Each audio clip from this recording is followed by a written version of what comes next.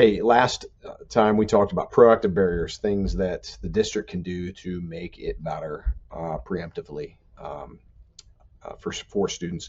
This time I'd like to talk a little bit about reactive barriers and things that are generally out of our control that we can help with and support. And so I just want to run through the quick list here of things that I want to talk about a little bit.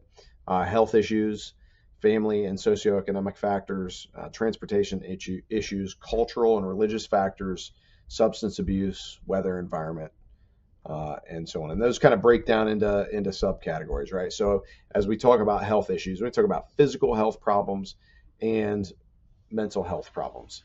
And how then do you respond to those things? And I think both of those things have a different response. And if you're working to better your attendance, you've got to have some level of intervention or response to both of those things independently. And listen, they're going to be customized.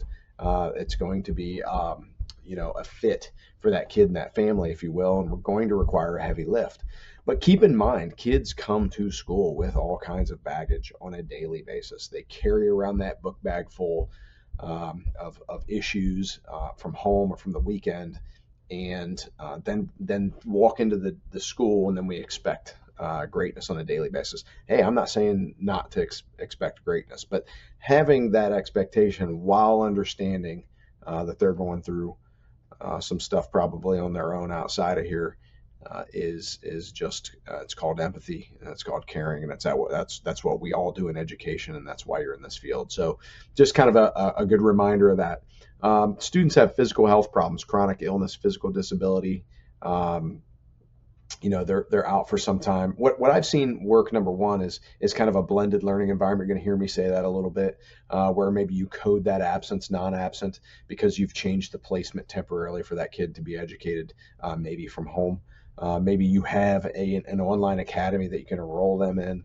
Maybe if it's an extended stay, they permanently enroll in that. But really, the tricky one for the district is the kid that is out for 3 to 4 weeks with something going on, not a length planning on returning, not a length of stay enough to kind of go to a better fit. But you need to keep that kid afloat from an academic standpoint, so that they don't have anxiety returning to school. So physical health problems, can we hybrid that? Can we put them online? Can we send it home on Google so that they can keep up with their schoolwork or whatever platform you use? Can we send a tutor home? Can we hook something up so that they don't have a complete disconnect with school while they're out for health impairment? Now, sometimes the illness is so bad that you don't touch it. I understand that too, and we've had those situations as well. But just having a plan for mild extended stays out of school because of health related issues, mental health related issues, anxiety, depression, other mental health concerns, can prevent students from feeling comfortable coming to school. Those are things I think we need to attack, and almost maybe in the wrong bucket here as a reactive barrier. Do you have a plan in place for that? If in fact you identify a student with those concerns, do you have a partnership with a counseling service that comes in that might be independent from the district, but utilizes your space and facilitates those counseling services? Because maybe transportation is an issue for the kid after school to get to those places. Maybe it's a single family home and they can't bounce to a counseling service because of the barriers in their own life.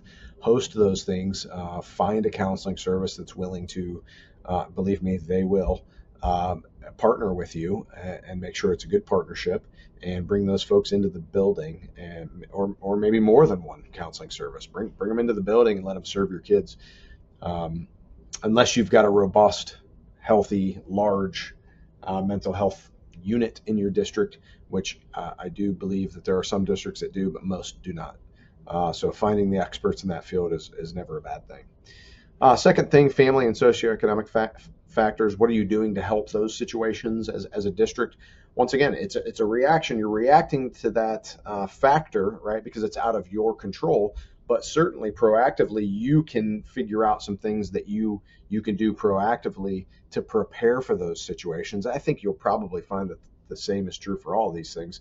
I have seen Wishmaker funds and or some variation of fundraising that exists kind of a rollover of fundraising to go into this pot of money that runs through your Treasury Department, and principals and or building leaders and district leaders can submit to that fund and that council that kind of oversees that fund on who to help and how to help those folks. Um, that I have seen furniture, appliances, rent being paid for and or furnished for folks that qualify based on just a referral from a teacher to an admin to a group of people that oversee some sort of wishmaker fund, and then they facilitate and they make things happen. It's really great over Christmas. Um, and then so organizing yourselves into a fundraising kind of campaign that is sole purpose and the money is earmarked to go back to your students in your district that have socioeconomic and financial needs that are barriers for kids coming to school. Then you provide, and they love you, and they come in and attend school on a regular basis because they know they're cared for on multiple different levels. So it goes a long way in getting them to school. Transportation issues. I've seen things like drop zones work, where maybe students that live out of ways, maybe out of the district, that the responsibility of the transportation is on them, where transportation picks up at Kroger or this church or this intersection of this road, and they're picking up a multitude of kids. I've seen pickup zones, drop zones, public transportation kind of contracts between the school and the city's public transportation and what that looks like. I have seen carpooling clubs that exist where a group of parents or a PTO group get together and kind of like self-organize themselves into helping students get to school where transportation might be an issue. So once again, proactively having a solution for an issue that you're reacting to that students are bringing across. Cultural and religious factors that keep kids from coming to school. I think that can be the same response as some sort of physical health problem that might temporarily or on a very repeatable kind of predictable pattern where kids are missing school for religious reasons. Is there a plan to kind of code them non-absent? They're not absent that day. You're just changing their placement if you've got an option to do some sort of online programming. So just solving that so that it's just not a complete disconnect in your absentee rates and with the information that's being disseminated in class that day for those students. Very important that we keep those kids on pace in class as well, while understanding and respecting the reasons they're out. Substance abuse and or addiction, drug and alcohol counselors, school counselors, stability and understanding with the staff. I think that's incredibly important with this population of students. Have we trained our staff to communicate and help deal with the issues that these students bring to the table? Do we have some level of empathy for those kids and what they're going through at home?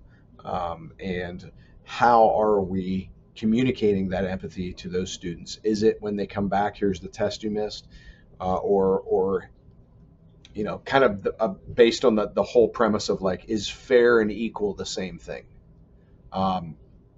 If this kid misses that has some sort of substance abuse in the family, and we know this is going on, is your response to that absence, should it be equal to the response to the absence of a kid that maybe doesn't have so many issues at home and maybe comes from a different situation?